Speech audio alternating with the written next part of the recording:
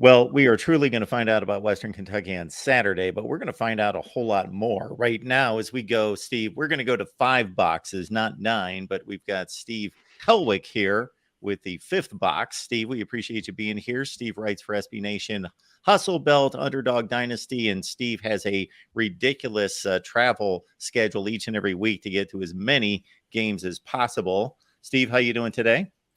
I'm doing excellent. We're one day away from college football being back in action, which is always good.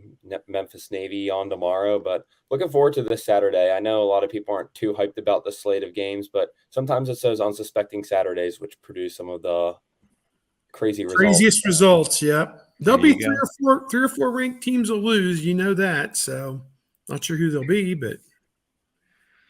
Well, we know, Steve, that Bailey Zappi caught everyone's attention a couple years ago by breaking Joe Burrow's touchdown record. Austin Reed didn't do too bad, but he only was about 2/3 of the way with 40 last year. We know that this team's going to throw it all over the yard. They've got 2 wins under their belts. Tell us something about Western Kentucky. Yes, that's the method under Tyson Helton. Is this team is just going to be air raid. They're going to throw it everywhere. They kind of replace the run game with screens too, where they just are a team that passes the ball a lot. They have the 5th fewest rushing attempts in college football so far this season. And Austin Reed's just going to dominate with his arm is their plan of attack. He was college football's leading passer last year with 4,746 yards, threw in 40 touchdowns as well. And he's not off to too bad of a start this year, averaging almost 300 yards per game with 6 touchdowns and 0 interceptions. I would say that WKU's offense, don't be fooled by the 41 points. They had a very disappointing game against South Florida, I thought, in the opener. They punted 6 times on a South Florida defense, which is not known for being a dominant, assertive defense.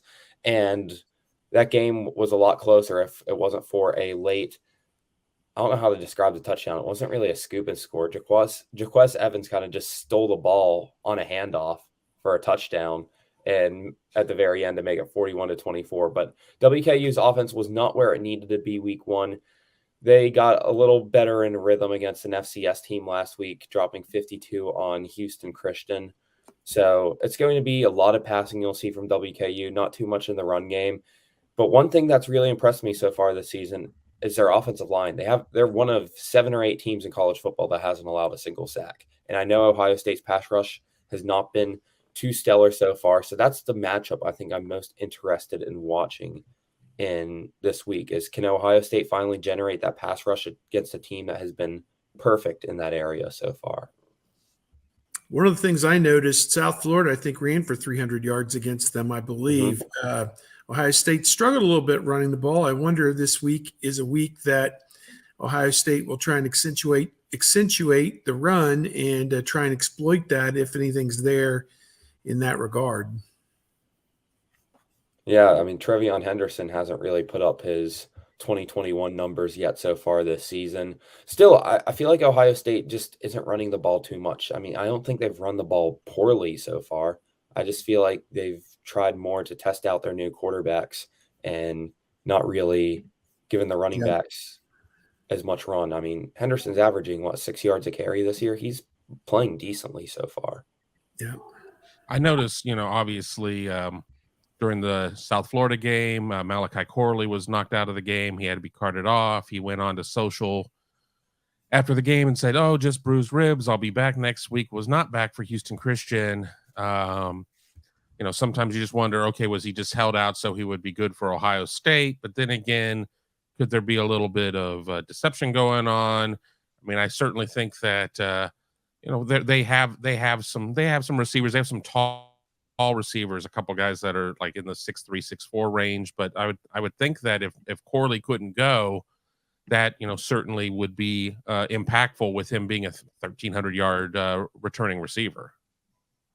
Yeah, Corley's NFL draft talent, and he's expected to play in this game. So I'm fully expecting Malachi Corley to suit up on Saturday, and that will be huge for WKU. They missed him last week, but they didn't really need him against an FCS team. But he was a 1,300-yard receiver, one of the best in college football last year. I think finished top 10 in receptions, receiving yards, and touchdowns. But In his absence, I think that helps because you see other guys develop. Dalvin Smith last year, he was one of the contributing receivers. He had a fantastic game last week. And also we saw Easton Messer, who was another receiver. He's kind of the possession guy. He arose too. He's right now leading the team in receiving yards on the season. So WKU is always going to have several receiving options just by nature of the offense. I mean, we've seen guys over the year. We saw Mitchell Tinsley before he went to Penn State, was an excellent possession receiver for Western Kentucky. Jarrett Stearns was a 1,900-yard guy under Bailey Zappi. Just the way that Tyson Helton's offense really develops wide receivers, you're going to see guys always step up. But Malachi Corley's he's definitely going to be a big one to have back this week, just because we know that what he's talented of, and a lot of people have labeled him so far as NFL draft talent. So this is definitely a huge game for him. Talking to the Ohio State coaches this week, and I think they both mentioned that Austin Reed is unflappable, can make every throw, and always looks comfortable. Doesn't look like he's ever stressed. This is going to be the first time most Ohio State people have seen him, most Ohio State fans. Is there anybody that you can compare him to prepare the people for what they're about to see? Trying to think of a quarterback. I don't know if you remember him, but one quarterback that he kind of reminds me of is Riley Ferguson from Memphis. If you watched any Riley Ferguson from Memphis, he was their quarterback in 2016, 17-ish. Just an absolute gunslinger. Like, he'll make some throws that will make you a little nervous sometimes and take some downfield shots, but he has varying results, usually successful. This year, he's been pretty efficient so far. Having, I think, an improved completion percentage this year. And he'll take some risky throws, but I think someone said it earlier on here that he really attacks every area of the field, all 9 boxes, as you said. And that's one thing to know about Austin Reed, is that he has one of the most diverse throw profiles of all college football quarterbacks. So that's somebody who has strength in a lot of different areas. He wasn't even expected to be the starter when he came into WKU just a year ago. They got Jarrett Dagey, but he beat Jarrett Dagey out in camp. This was a D2 national champion quarterback. And he's not exactly a mobile quarterback also that you're going to have to really fear and game plan around, but he can run the ball. He had a substantial rushing touchdown against South Florida. He had over 220 yards running last year, 8 touchdowns. So he's someone who can kind of mix it up. He's super tough in that regard too. I mean, he's not afraid to take a hit. So he's definitely overall just a pretty tough quarterback. And yeah, the unflappable label is pretty good for him, just knowing what he can do as a runner, and knowing how as a passer he doesn't really seem phased and is willing to take risks a lot. Steve, we've got a super chat question coming in from Ryan. Thank you so much for this, Ryan. We got, is Malachi Corley the linchpin for this game to stay competitive, or is it Austin Reed, or is it both? It's the offensive line, I think. WKU, I said they haven't allowed a sack so far this year. I want to see how well they do against Ohio State in the trenches, because I think Austin Reed and Malachi Corley, they can get their game plan going on if they're allotted time from the offensive line. South Florida kind of provided a few pressures in week 1. I mean, Austin Reed did go 29 of 50 in that game. 21 incompletions is a lot for him. So I think that if WKU can stay free of pressure, then that allows Austin Reed to cook. And the run game's not going to do too much. It never does with the Hilltoppers. So I think it all comes down to how the pass blocking is in this game. And then conversely, how's the run defense? Is this going to be one of those classic games where Ohio State's up 14-0 before you can find the channel, just because they get a couple explosive gains early in the game, force a quick punt, and then put it away? I mean, Ohio State, they kind of pulled ahead in the second quarter last week, but they've kept teams in it in the first half, or in the first quarter of the past few weeks. So if WKU's run defense can stay strong, Jaquez Evans is the guy to watch on WKU's defense. He's nicknamed Donut, dominant defensive end. He's a good pass rusher too. He has one of their defensive touchdowns this year. if they can stop Trevion Henderson and company on the first level, that would be instrumental because we know what Marvin Harrison Jr. can do. We saw his 170 yards and 2 touchdowns in 1/2 last week. So Ohio State has a lot of weapons, but if WKU can at least limit one part of the game, that will definitely be massive for the Hilltoppers. Looking back at last year, this team went on the road, played a couple of Power 5 teams. They went to Indiana and they lost 33-30 in overtime early in the season. And then they went to Auburn in week 12, the week before the rivalry games.